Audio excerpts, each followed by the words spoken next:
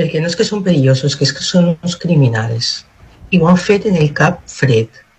Si ens van avisar a les 8 de la nit era perquè anàrem a treballar.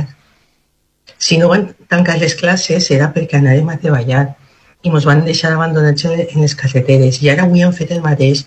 Ho havia vist en Marçà, que ho passava al Twitter, no? Que no han tancat les classes i quan han tancat les classes, com ha dit Núria, els xiquets ja eren a classe i això és perillós.